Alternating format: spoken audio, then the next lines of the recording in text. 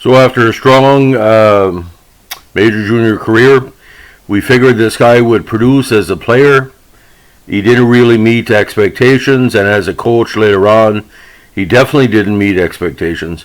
So to us in the media, to a lot of us, he's the most overrated NHL player and coach of his generation.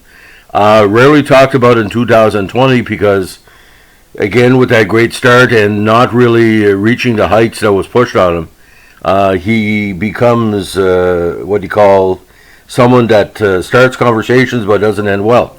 So today we're going to talk about the interesting case of Rick Ley.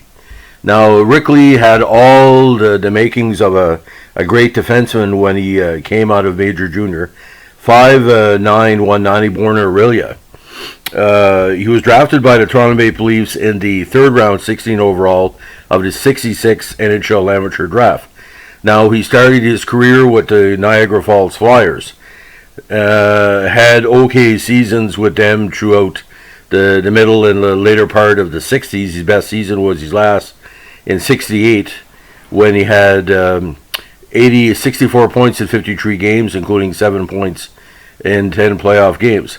Now, when he was first drafted top 20, he wasn't putting up the statistics to bear out Toronto's faith in him, but in that last two seasons, he did.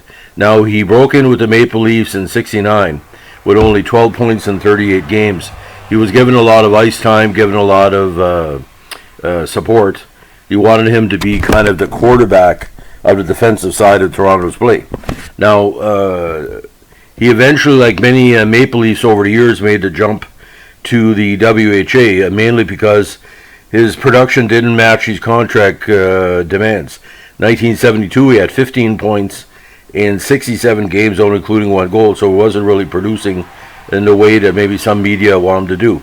He jumped to the WHA, and he was original New England Whaler and stayed with the squad for the duration of the 1970s.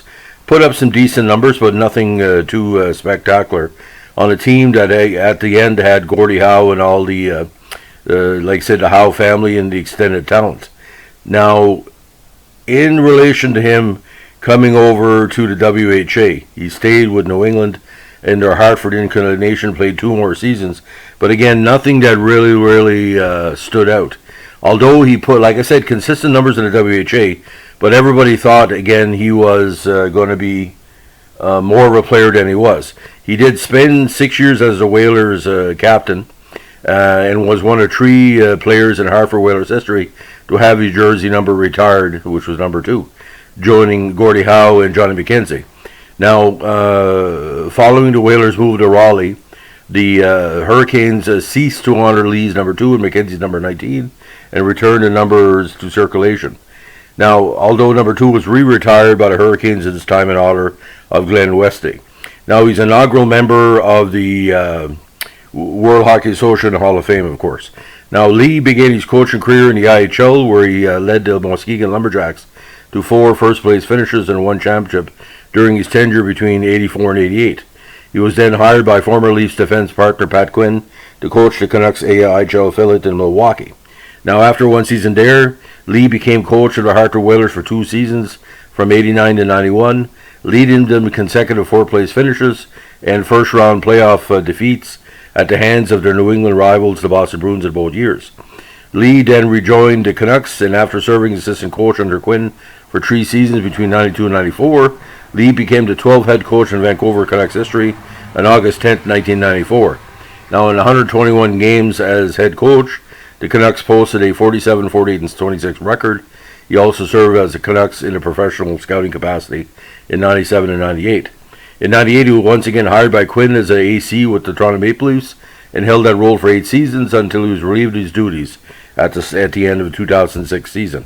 He also played Summit Series in 74, no points in 7 games.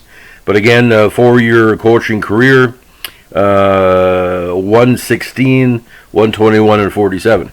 Now, I never really got Rick Ley. I could, when I watched Hartford games and the WHA and Hartford games in the NHL, he never really stood out, and it's not his fault. When people were considering he was a B+ player and coach, he was just a C coach. I don't think someone like him has really made his mark like a lot of people thought he was. But you talk to certain members of the media, they say he's I heard he's a decent guy. Well, that's good. But to try to put him on a pedestal, making him captain, I don't get it. Because I saw him play, and like I said, he was all right.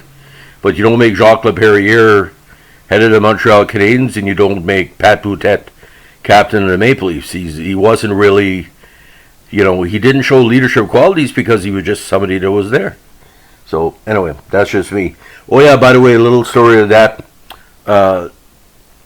When Rick Ley left for the WHA, my dad's friends were big Leafs fans. He said, him first, someone else is going to leave because he opened the floodgates for disgruntled Maple Leafs to go to WHA, and he was maybe the one that started it all. And maybe Harold Ballard was right. Maybe that's what really killed the team in the 70s. The fact that you wanted to be paid a little bit more than what they were worth, and Rick Ley started. Anyway, that's my personal opinion. This is not a personal attack. I'm just talking about his playing career. I never got him, so that's just me. Anyway, on this Tuesday, COVID Tuesday in New Brunswick, congratulations to the Stanley Cup champions, the Tampa Bay Lightning, and also the Dallas Stars for putting on a very interesting and dramatic series. But in the words of Steve Stamkos, you got to play the game to win the game, and that's what Tampa Bay did. They were that much a little bit better than Dallas, and Dallas always gets bad luck, don't they? People complain when they win, and they complain when they lose.